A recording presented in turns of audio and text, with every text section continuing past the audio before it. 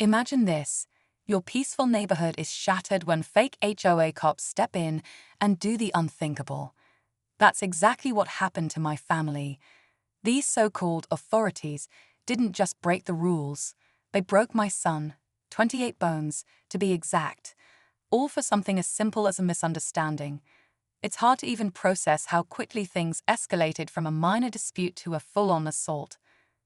These men were posing as officials, walking around with authority, intimidating everyone in their path, even harassing my son. What was supposed to be a peaceful community turned into a nightmare when they decided to target us. And the worst part, no one thought it would get this violent. They had no reason to hurt him, yet they did. The level of brutality was beyond anything we could have ever imagined. Now, they're facing a life sentence, but I'm left to pick up the pieces. What led to this horrifying event? What will happen to them, and to us, after all is said and done? In this video, I'll walk you through how it all unfolded, the shocking truth, and the battle we're still fighting. Trust me, you won't believe what comes next. It all started when we moved into what seemed like a quiet, friendly neighborhood. People were kind, everyone greeted each other, and for the first time in a long while, I felt like we had found a place we could call home. But as time passed, we began to notice strange things. At first, it was subtle, small signs that didn't quite add up. There were some unfamiliar faces walking around, acting like they were in charge. They wore these official-looking uniforms, but something about them just didn't sit right. They called themselves the HOA enforcement team and said they were responsible for keeping the neighborhood in line, but no one could remember voting for them. They weren't even listed in the official HOA documents. It didn't take long for us to realize that something was off. These men had no real authority, but they treated people like they did. They were pushy, demanding, and started intimidating residents over the smallest things, like how your lawn was maintained, or if your mailbox was too close to the sidewalk. Then, things got worse. One afternoon, my son, who had been out playing with his friends, got into an argument with one of these men. It was over something trivial, nothing that should have turned violent, but it did.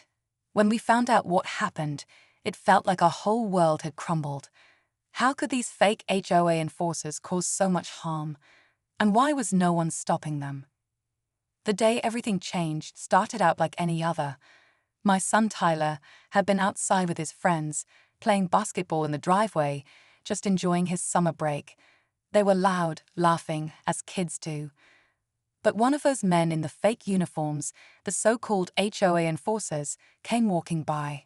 He was new to the neighborhood, at least to us, and he didn't seem like the kind of person who would let something small go.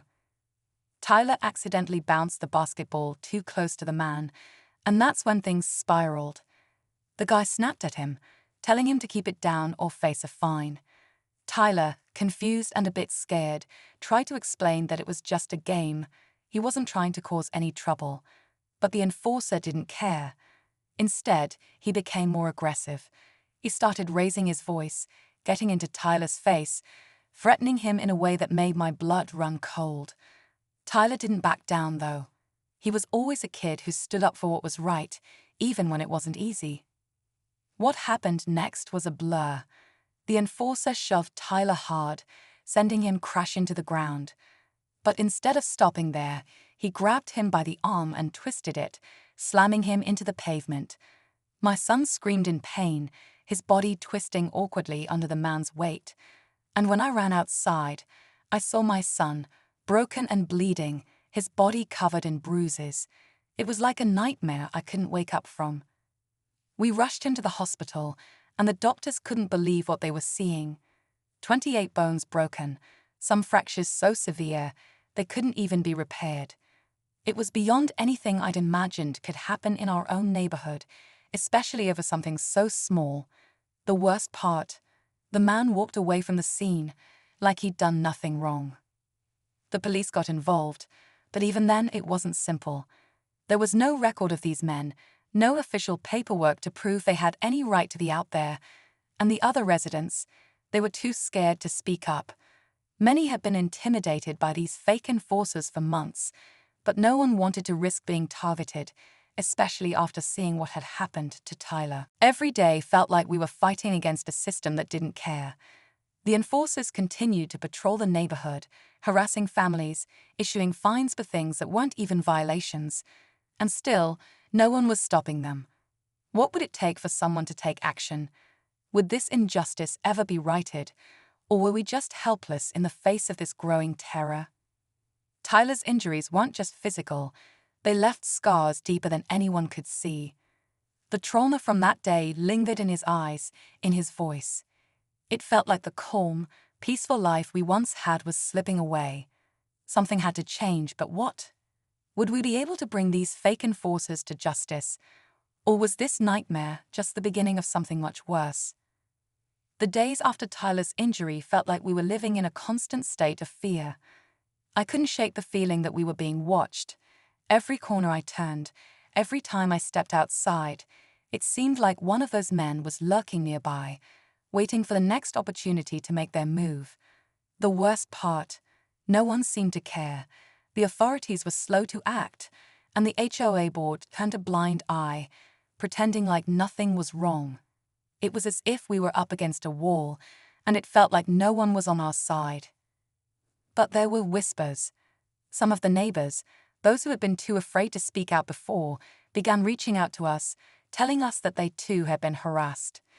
Some had even witnessed the violence firsthand, but were too scared to report it. They were all afraid of the enforcers' power, the way they operated without any oversight or real authority. Yet, as more people came forward, a plan started to form. We couldn't let these men continue to destroy our community and hurt others like they had hurt Tyler. We had to stop them. That's when we decided to take matters into our own hands. We gathered evidence, hidden cameras, testimonies from those brave enough to speak up. We made sure to document everything, hoping that this would be enough to bring them down. But even with all of this, I couldn't shake the feeling that we were walking a fine line. These weren't ordinary people we were dealing with. They were dangerous, ruthless, and willing to go to any length to protect their position. The night we planned to confront them, I could feel the tension building. The air was thick with the fear of what might happen next. We knew we were risking everything, but what choice did we have? The enforcers had to be stopped.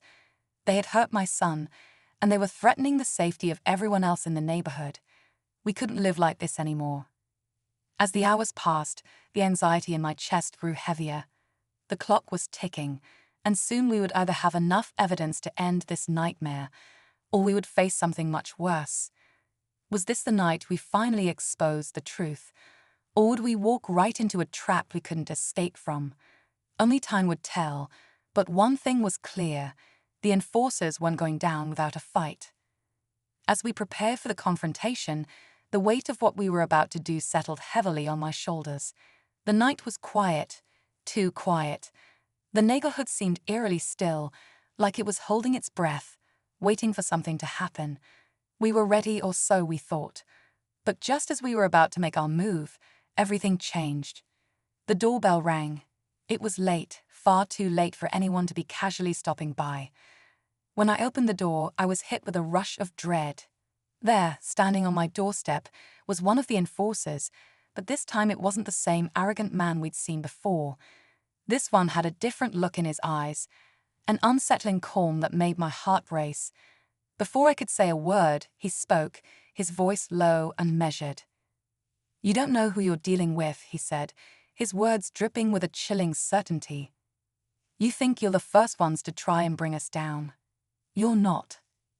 I froze. How could he possibly know what we were planning? We had been so careful. No one outside our small group knew about our evidence, our strategy, nothing. It was like they had been watching us the entire time, anticipating our every move. My stomach twisted in knots as the realization hit me. We were being hunted. This wasn't just some rogue group of enforcers. It was something bigger, something darker than we could have ever imagined.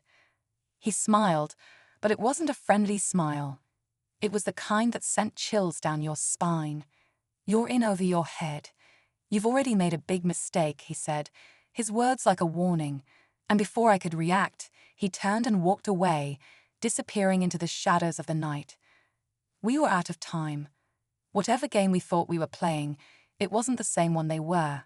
And now, we had to decide whether to back down or to risk everything and push forward, knowing that the stakes were higher than we'd ever imagined. The next few hours were a blur of tension and uncertainty. We had no choice but to act fast. With the enforcer's warning hanging over us like a storm cloud, we knew that if we didn't move now, we might never get the chance.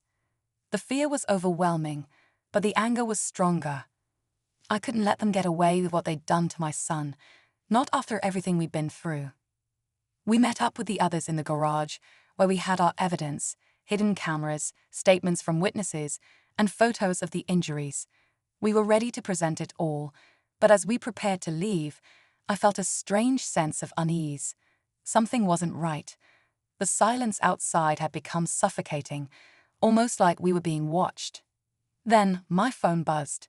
It was a message from an unknown number. "Stop, you don't know what you're getting into." It was the same tone as the enforcer's warning. My heart dropped. This wasn't just about some corrupt HOA enforcers anymore. It was bigger, so much bigger. We took the risk anyway. We arrived at the police station, where the officers had promised to meet us. But when we walked in, we were greeted with an unexpected sight. The room was empty, the lights were off, and standing in the corner was a man we hadn't seen before, the same calm, unnerving presence. "Did you really think the police would help you?" he asked, stepping forward into the dim light. My blood ran cold. They've been on our payroll for months. The words hit like a punch to the gut. The police, on their side, everything we had believed, everything we had worked for, was crumbling in front of us. And before I could react, the man pulled out a folder and tossed it onto the table. It was filled with documents, all showing one thing. The enforcers weren't just some rogue group. They were part of a much larger, more organized network that had infiltrated communities nationwide. Suddenly, the door burst open, and in rushed several officers. At first, I thought we were being rescued, but then they did something I never expected. They grabbed the folder, looked at the man, and nodded. "It's done," one of them said. That was when the real shock hit. We weren't just fighting a corrupt group of enforcers. We had been up against a criminal syndicate, one that had embedded itself deep into local governments and law enforcement. The men we fought with the enemy were only pawns in a much larger game. I stood there, paralyzed. It was clear now that what we had uncovered wasn't just about us. It was about taking down something far more dangerous, and we had no idea what kind of battle we had just walked into.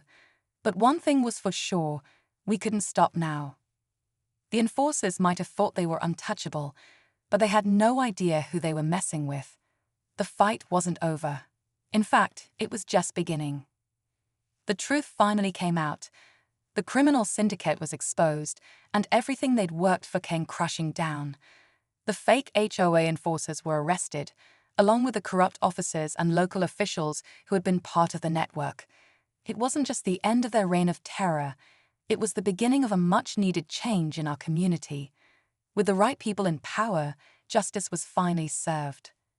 But for Tyler and our family, healing would take time. The physical scars were healing, but the emotional ones, the trauma, would take longer. Still, we found hope in knowing that we had stood up for what was right, even when it felt impossible. Tyler, though still shaken, was slowly regaining the confidence he had lost that day. He was stronger than ever, and that gave me strength too. Looking back, it's hard to believe how far we've come. What started as a simple neighborhood issue turned into a fight for justice that no one saw coming. The key takeaway: never underestimate the power of standing up for what's right. The system may fail us at times, but if we stick together, we can always find a way to make it right. And that's something I'll never forget.